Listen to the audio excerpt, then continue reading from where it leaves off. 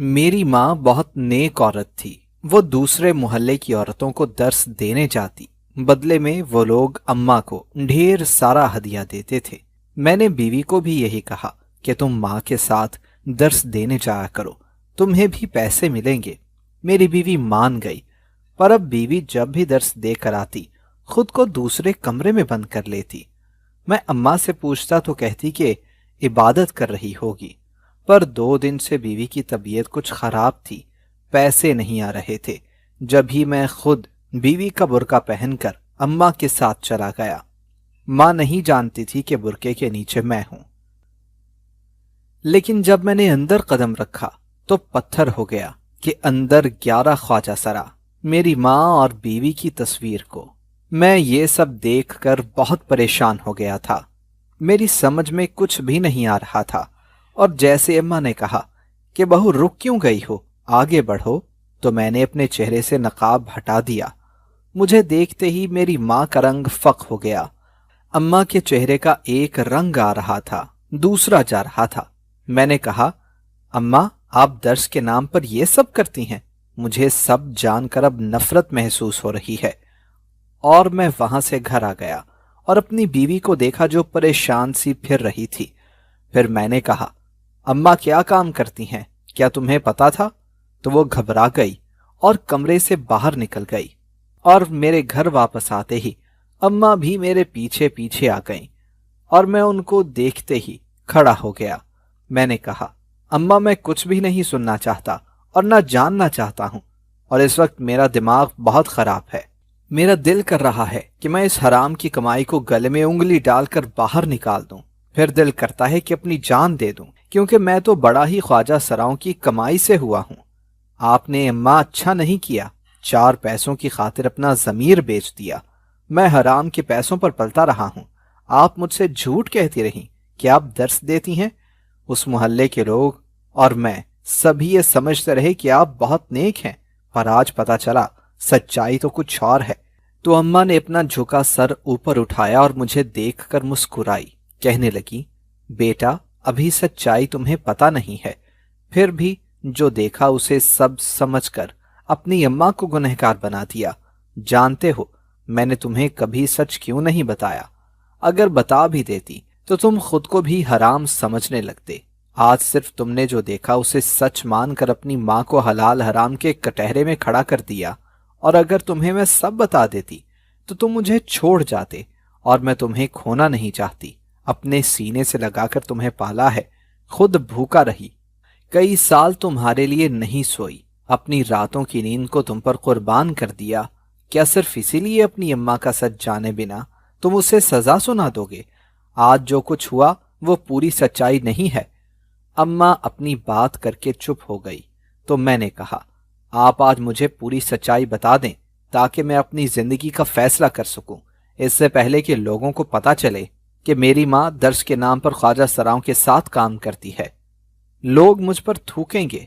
मैं उससे पहले ही ये मोहल्ला और ये शहर छोड़ जाऊंगा। मुझे बदनामी से बहुत डर लगता है। मैं नहीं चाहता कि इतने सालों की इज्जत एक पल में खाक में मिल जाए।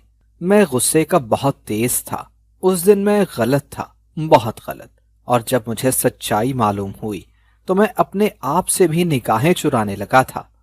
क्या किसी इंसान के साथ ऐसा हादसा भी हो सकता है? मेरी जिंदगी की ऐसी कहानी कि जिसने मेरी जिंदगी बदल कर रख दी। काश ये सच मैं कभी ना जान पाता। मेरी आंखों पर और मेरी अक्ल पर पट्टी पड़ी रहती। उस दिन जब अपनी अम्मा से सच्चाई जानने लगा तो मैं अपनी शनाख्त भी खो बैठा। हमारी जिंदगी में कितने काश होते हैं जो कभी पूरे ही नहीं होते, और मेरी जिंदगी में मेरी शनाख्त उसी काश की मानंद थी कि जिसको कोई पहचान नहीं थी। मेरी अम्मा ने मुझे गुस्से से अपने आपे से बाहर होते देखा तो मेरी अम्मा ने मुझे बताया, बल्कि अपनी पूरी जिंदगी की कहानी सुना दी। मेरी माँ ने मुझे बताया कि वो एक खाते पीते घराने में पैदा हुई थी। वो 4 बहन भाई थे, सब एक से बढ़कर एक खूबसूरत थे। अब्बा हमसे बहुत मोहब्बत करते थे, पर मेरी अम्मा मुझे छुपा कर रखती।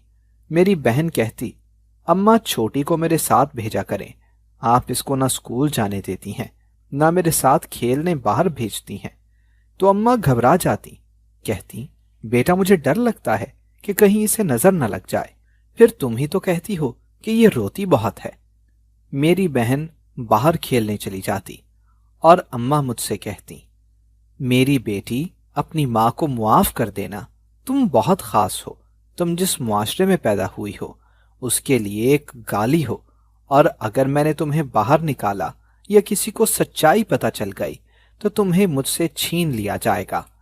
ایک ماں کو اپنی اولاد بہت پیاری ہوتی ہے، اور تم ایسی جنس سے ہو کہ جس میں نہ میرا قصور ہے نہ تمہارا، ہو سکے تو مجھے معاف کر دینا۔ مجھے اپنی ماں کی باتیں سمجھ نہیں آتی تھیں۔ جب ایک دن ابا اور چچا نے اماں کو بہت مارا، وہ کہنے لگے کہ تم نے اتنی بڑی بات مجھ سے چھپائے رکھی، ہماری نسلوں تک کبھی ہمارے خاندان میں کسی عورت نے کسی ہجڑے کو جنم نہیں دیا، اور تم نے نہ جانے ایسا کیا کام کیا جو تیسری جنس کی نسل کو اپنے گھر جنم دیا اور اسے اتنے سال سب سے چھپا کر رکھا۔ ہر بار تم ہم سے جھوٹ بولتی رہی، پر اب پتہ چلا محلے والے جو باتیں کیا کرتے ہیں وہ سب سچ تھیں۔ میں اندھا بنا رہا، مجھے پتہ ہی نہ چل سکا کہ میری بیوی نے خواجہ سرا کو جنم دیا ہے، اور اس وقت مجھے سمجھ ہی نہیں آتی تھی کہ خواجہ سرا کیا ہوتا ہے اور وہ ہوتے کون ہیں۔ میں تو بس رو رہی تھی۔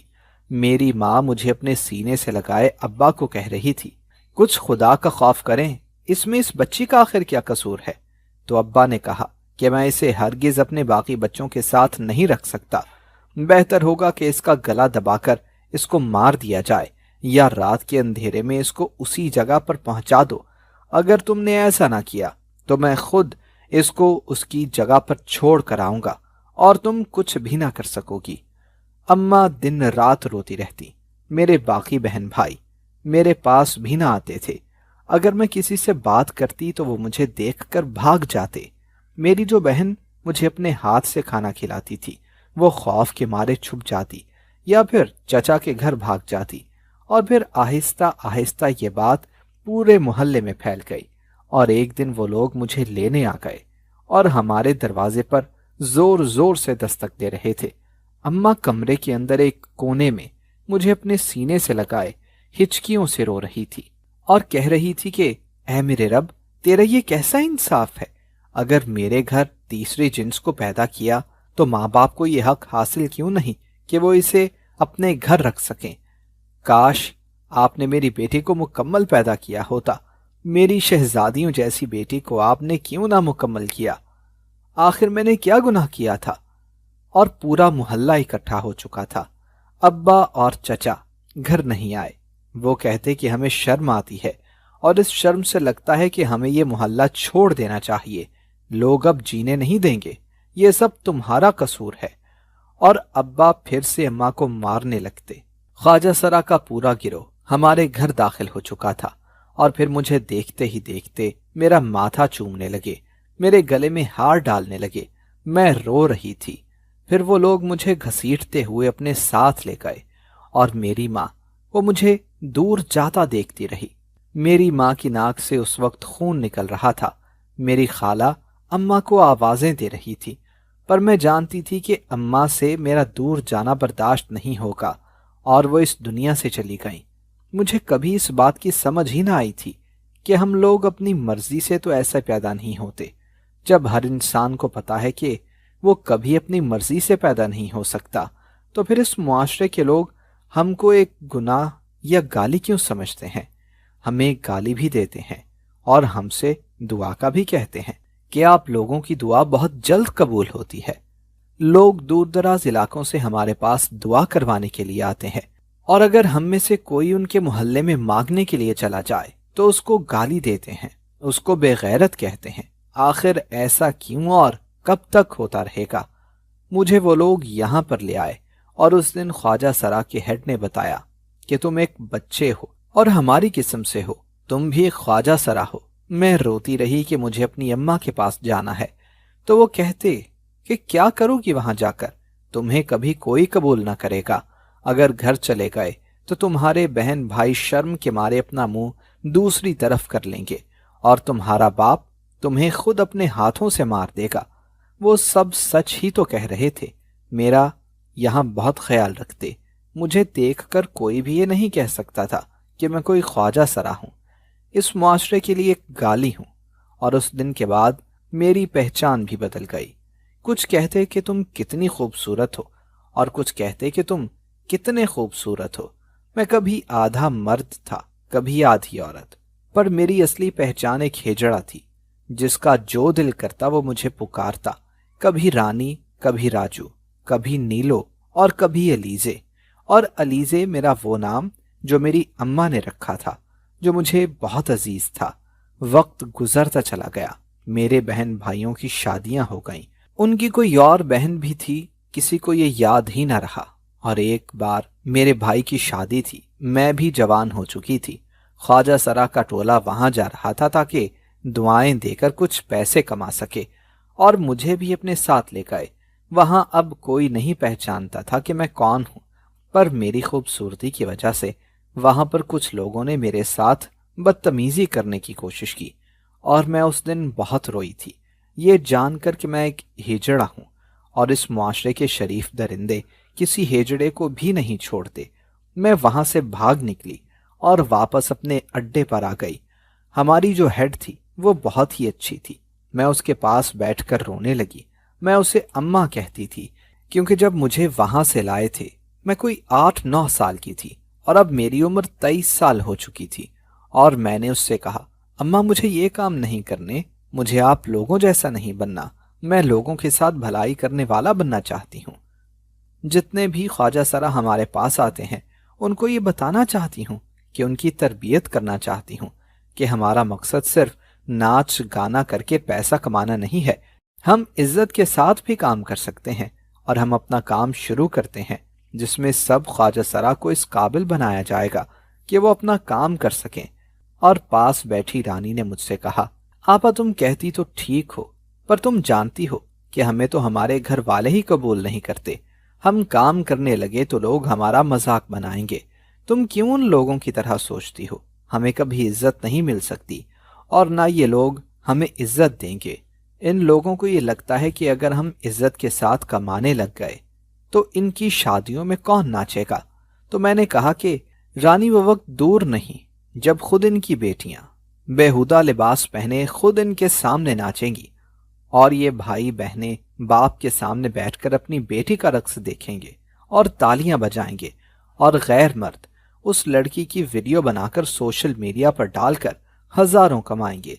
تب کسی بھائی کو، کسی باپ کو غیرت محسوس نہیں ہوگی، بلکہ وہ خوش ہوں گے کہ ان کی بیٹی نے لاکھوں کما لیے۔ تب ایک کوٹھے والی اور ایک شریف باپ کی بیٹی میں کوئی فرق نہیں رہے گا۔ ایک کوٹھے والی لوگوں کی بھیڑ میں ناچتی گاتی ہے، اور ایک شریف باپ کی بیٹی دنیا والوں کے سامنے ناچ کر اپنی ویڈیو بنا کر سوشل میڈیا پر ڈالے گی، اور باقی بچے ہم جیسے لوگ تو ہمیں کبھی کوئی قبول نہیں کرے گا۔ ہمیں اپنی جگہ خود بنانا ہوگی، ہم اپنی ایک الگ محلہ، الگ کاروبار بنائیں گے۔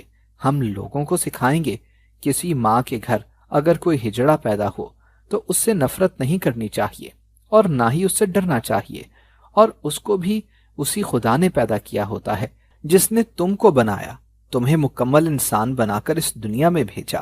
ہمارا اور اس کا رب ایک ہی ہے۔ تو اس اماں نے کہا، نیلو تیری سوچ تو بہت اچھی ہے، پر تو جانتی ہے کہ اگر ہم یہ سب کرنے لگے تو ہم کھائیں گے کہاں سے، اور کیا پتا تیرا ساتھ کوئی بھی نہ دے، کیونکہ یہاں سب اپنی مرضی کرتے ہیں۔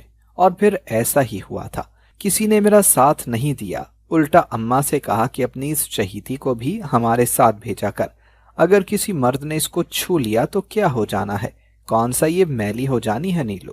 ہم لوگوں کی یہی پہچان ہے اور ہماری یہی اوقات ہے، اس لیے ہم اپنی اوقات سے باہر نکل کر یہ سوچنا نہیں چاہتے کہ کبھی ہم بھی عزت کے ساتھ بیٹھ کر کوئی کام کر سکتے ہیں۔ میری بات کو کسی نے نہ مانا، حالانکہ مجھے بھی 4 سال ہو چکے تھے۔ شادی بیاہ پر کسی کے گھر بچہ پیدا ہونے پر وہاں جانا، ان سے پیسے لینا، اور پھر ہمارے اڈے کی جو ہیڈ تھی جسے میں اماں کہتی تھی وہ بھی مر گئی۔ کچھ کہتے کہ ہمارا باپ مر گیا، کچھ کہتے کہ ہماری ماں مر گئی، اور میں سوچتی کہ ہماری تو اپنی کوئی پہچان ہی نہیں، ہمیں تو دوسرے انسانوں کے درمیان دفن ہونے کی اجازت بھی نہ ہوگی۔ پیدا ہونا تو دور کی بات، وقت یوں ہی گزرتا گیا، میں بہت کوشش کرتی میں محنت سے کما کر کھا سکوں۔ جب ہمارے اڈے پر ایک لڑکا آیا، وہ بھی خواجہ سرا تھا۔ ہم سب آپس میں پورا خاندان تھے، ہماری خوشیاں ہمارے غم سب ایک جیسے تھے۔ وہ پوری 7 جماعتیں پاس تھا۔ کہتا کہ میری ماں نے مجھے خود پڑھایا، سب سے چھپا کر رکھا۔ اب جب وہ مر گئی تو مجھے میرا ابا یہاں چھوڑ گیا، اور کہتا کہ کبھی کسی کو مت بتانا کہ تمہارا باپ کون تھا۔ وہ بہت روتا، اور پھر وہ بھی ہمارے ساتھ جگہ جگہ جانے لگا، پیسے کمانے لگا۔ کچھ لوگ 10-20 کا نوٹ دے کر عزت اتار لیتے تھے، اور کچھ دھکے دے کر ہمیں نکال دیتے۔ اور پھر ایک دن اس لڑکے کی موت ہو گئی۔ وہ ایک گاڑی والے سے پیسے مانگ رہا تھا کہ تبھی دوسری گاڑی والے نے اسے تھپڑ مار کر دھکا دیا، اور وہ سڑک کنارے بنے ایک ڈھیلے سے ٹکرا گیا اور اسی وقت مر گیا۔ وہاں کسی نے اس کو ہاتھ تک نہ لگایا۔ کہتے کہ میونسپل کمیٹی والے اسے اٹھائیں گے۔ اگر تب کوئی اس کو بروقت ہسپتال پہنچا دیتا تو اس کی جان بچ سکتی تھی، پر کسی نے بھی اس کو ہاتھ نہ لگایا، کیونکہ وہ ایک خواجہ سرا تھا۔ اس معاشرے کے شریف اور عزت دار لوگوں کو یہ لگتا کہ اگر اسے ہاتھ لگا دیا تو کہیں ان کے وجود ناپاک نہ ہو جائیں۔ ہم سب خواجہ سراؤں میں ماتم چل رہا تھا، اور تب میں نے فیصلہ کر لیا کہ آج سے ہم مانگیں گے نہیں اور نہ کسی کے آگے ہاتھ پھیلائیں گے، بلکہ اپنا سلائی سینٹر کھولیں گے جس میں ہم خواجہ سراؤں کی مدد کیا کریں گے۔ اور پھر کچھ میرے ساتھ ملے، ہم نے اپنا سینٹر کھولا، اور سب میری ماننے لگے کیونکہ میں وہاں کی ہیڈ تھی۔ میں نے ہمیشہ خود کو عورت سمجھا تھا۔ لوگ مجھے خواجہ سرا کہتے، پر میں خود کو عورت ہی سمجھتی تھی، کیونکہ میرے پاس دل تھا جو دوسروں کے دکھ درد کو محسوس کر سکتا تھا۔ اور پھر جس گھر میں خواجہ سرا پیدا ہوتا ہم اسے اٹھا کر لے آتے۔ اور مجھ سے پہلے بھی ایسا ہی ہوتا تھا کہ جس کے گھر ہجڑا پیدا ہوتا باقی ٹولہ اس بچے کو اٹھا لاتا تھا، کیونکہ سب کا یہ ماننا تھا کہ وہ بچہ ہمارا ہے۔ ہمیں سینٹر کو چلانے کے لیے بہت سی مشکلات کا سامنا ہوا۔ اکثر لوگ آ کر ہماری دکان پر آگ لگا دیتے، پھر ہم جہاں رہتے تھے وہیں پر کام شروع کر دیا۔ کام ہمارا بڑھتا چلا گیا۔ ایک گارمنٹس فیکٹری کا مالک بہت اچھا تھا، وہ ہمیں اپنی گارمنٹس فیکٹری میں آئے کپڑوں سے ہمیں بھی دیتا۔ وہ کہتا کہ مجھے تو کام چاہیے، اور ہم وقت پر اپنا آرڈر پورا کرتے۔ ہمارے کام کی تعریف ہوتی، اور اس کے بعد میں سب کام دیکھنے لگی۔ سبھی خواجہ سرا خوش تھے کہ اب ہمیں کسی کے بھی سامنے ہاتھ نہیں پھیلانا پڑتے۔ ہم تھوڑے میں بھی خوش تھے۔ میری عمر 40 سال ہو چکی تھی جب ایک رات میں اپنی اماں کی قبر پر جا رہی تھی، کیونکہ میں دن کے اجالے میں اپنی سگی اماں کی قبر پر نہیں جا سکتی تھی۔ وہاں جا کر اپنی ماں کو اپنا دکھ بتاتی اور دعا بھی کرتی، کبھی کسی کے گھر تیسری جنس پیدا نہ ہو، کیونکہ میں نے بہت سی مشکلات دیکھی تھیں، بہت کچھ دیکھا تھا، اور ہم سے بہتر اس زمانے کے لوگوں کو کوئی بھی نہ جانتا تھا۔ اور جب میں اپنی اماں کی قبر سے واپس آ رہی تھی تو رستے میں مجھے ایک بچہ ملا جو بھوک کی وجہ سے رو رہا تھا، اور اسے دیکھ کر یہ لگ رہا تھا کہ وہ کچھ گھنٹوں کا ہی بچہ ہے۔ میں کتنی دیر اس بچے کو دیکھتی رہی اور سوچتی رہی کہ ہمیں اس لیے پھینک دیا جاتا ہے کیونکہ ہم اس معاشرے کا حصہ نہیں۔ پھر اس بچے کا آخر کیا قصور تھا؟ وہ تو ایک مکمل انسان تھا۔ پھر کس نے اس کو گناہ سمجھ کر اس ویران جگہ پر پھینک دیا؟ کیا ان لوگوں کا دل نہیں کانپا جو چند گھنٹوں کے بچے کو یوں پھینک دیا؟ آخر ایسے لوگوں کا دل کہاں پر ہے؟ نہ جانے کس نے ایسا کیا۔ اور اس بچے کو دیکھ کر میں دعوے کے ساتھ یہ کہہ سکتی تھی کہ وہ کسی کا گناہ تھا، کسی کی ناجائز اولاد، کیونکہ اگر حلال کا بچہ ہوتا تو اس کی ماں کی گود میں ہوتا۔ یوں چند گھنٹوں کے بچے کو اس ویرانے میں پھینکنے کا مطلب یہی تھا، اس معاشرے میں نیک اور شرافت کی زندگی گزارنا۔ اور مجھ سے اس بچے کو روتا نہیں دیکھا گیا۔ میں نے اس کو اٹھا لیا اور واپس آ گئی، اور پھر اس بچے کو سنبھالنے لگی۔ اور میں نے سوچ لیا تھا کہ اس بچے کو یہاں نہیں رکھوں گی بلکہ الگ گھر میں رکھوں گی، اور اس بچے کو پالوں گی، اور کبھی کسی کو نہ بتاؤں گی کہ میں کون ہوں۔ میں نے سوچ لیا کہ اس بچے کی خاطر میں اپنی اصل شناخت چھپا دوں گی۔ مجھے سب نے روکا تھا کہ اگر کبھی اس لڑکے کو سچائی پتہ چل گئی تو وہ تم سے نفرت کرے گا، تمہارے دل میں جو ممتا جاگی ہے اسی دن ختم ہو جائے گی۔ جب یہی بچہ بڑا ہو کر کہے گا کہ میری ماں جس نے مجھے پالا وہ ایک خواجہ سرا ہے، وہ شاید تب اپنے وجود سے نفرت کرے، پر مجھے یہی ٹھیک لگا کہ کم از کم وہ بچہ تو اپنی زندگی کو عزت کے ساتھ جی سکے گا۔ اگر اسے چھوڑ دیا تو یہ لوگ اسے جینے نہیں دیں گے، اور ہو سکتا ہے کہ بھیڑیے اسے نوچ کر کھا جائیں۔ اور پھر طے پایا کہ میں نے دوسرے محلے میں ایک چھوٹا سا گھر لیا۔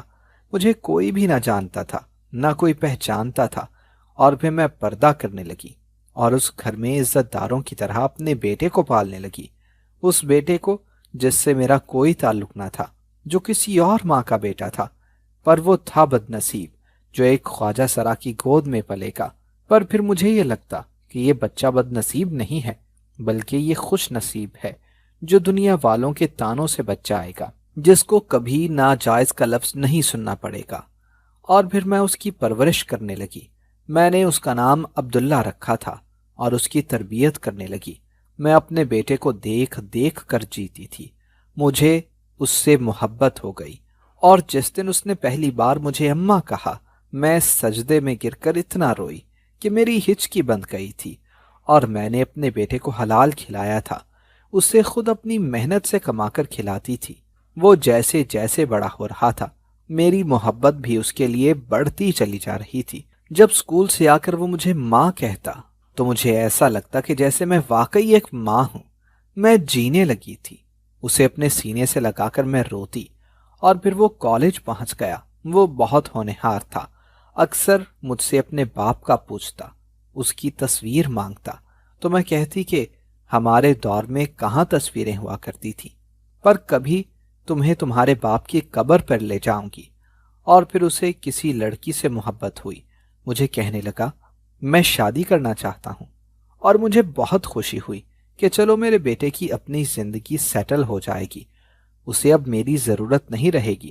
پر جب وہ نوکری کے لیے دھکے کھاتا تو مجھے اچھا نہ لگتا، اور شادی کے بعد جب تم نے اپنی بیوی کو میرے ساتھ بھیجا تو یہ ساری حقیقت جان گئی تھی، اور نیک ماں باپ کی بیٹی تھی جس نے کہا ماں آپ میرے لیے میری ماں ہیں۔ اس لڑکی نے خود بہت سی دکھ اور تکلیفیں دیکھی تھیں، اسی لیے میرا دکھ بھی سمجھ گئی۔ پر وہ اس دن خواجہ سراؤں کو دیکھ کر ڈر گئی تھی، اسی لیے خوف سے اس کو بخار ہو گیا اور جانا چھوڑ دیا۔ اور آج تم اپنی ماں کو کٹہرے میں کھڑا کر کے پوچھ رہے ہو کہ میں کون ہوں، تو سن لو، تمہاری نیک ماں ایک خواجہ سرا ہے جو تمہاری سگی ماں نہیں ہے، بلکہ تم مجھے کسی ویرانے سے ملے تھے، پر میں نے تمہیں ماں بن کر پالا ہے۔ میں ساری سچائی جان چکا تھا، اور میں گھٹنوں میں منہ دیے رو رہا تھا۔ میری ماں جو میری ماں نہ تھی، ایک خواجہ سرا تھی۔ وہ میرے سر پر ہاتھ رکھے بیٹھی ہچکیوں سے رو رہی تھی، پر میں اپنی ماں کے گلے لگ کر اس سے معافی مانگنے لگا، اور میری ماں نے بھی مجھے معاف کر دیا تھا۔ میرے ساتھ جو کچھ ہوا اس میں میرا آخر کیا قصور تھا؟ میری ماں کا کیا قصور تھا؟ اگر میری سچائی لوگوں کو پتہ چل جاتی تو میں شاید مر جاتا۔ میری ماں نے مجھ سے وعدہ لیا کہ میں کبھی کسی کو نہ بتاؤں گا کہ میں کون ہوں۔ میری ماں نے کہا ایک بچہ جب اس دنیا میں پیدا ہوتا ہے تو وہ پاک ہوتا ہے، اس کو اچھا یا برا ہم خود بناتے ہیں۔ میں بہت کوشش کرتا کہ کسی طرح اپنے اصلی ماں باپ کو ڈھونڈ سکوں، پر میں ہر بار ناکام ہو چکا تھا۔ میری بیوی نے میرا بہت ساتھ دیا۔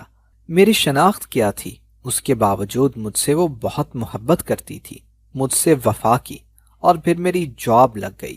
یہ سب میری ماں کی دعائیں تھیں، اور شاید یہ سب سچ تھا۔ ایک خواجہ سرا کی دعائیں انسان کے نصیب کو بدل کر رکھ دیتی ہیں۔ میں دن بدن ترقی کرتا چلا گیا اور اپنا ایک بڑا گھر خرید لیا۔ آج میرے پاس دولت، گاڑی، اولاد، بیوی، سب کچھ ہے، اور میرے سگے ماں باپ، ان کا معاملہ اوپر والے پر چھوڑ چکا ہوں۔ اور اوپر جا کر اس جہان میں ان سے ایک سوال ضرور کروں گا کہ ان کی کیسی محبت تھی کہ جس نے مجھے ناجائز بنا دیا۔ اور آج میرے پاس سب کچھ ہے، اور سب سے بڑھ کر میری ماں میرے ساتھ ہے، جنہوں نے اب اپنے سینٹر جانا چھوڑ دیا۔ اور میں کبھی کسی کو نہیں بتایا کہ میری ماں کون ہے۔ کبھی کسی نے ایک خواجہ سرا ماں اور بیٹے کی کہانی نہ سنی ہوگی، پر میں چاہتا ہوں کہ ایسے لوگوں کو کبھی گالی نہ دیں، کبھی ان سے خوف نہ کھائیں. اگر یہ دل سے دعا دے دیں تو آپ کی قسمت بدل سکتی ہے.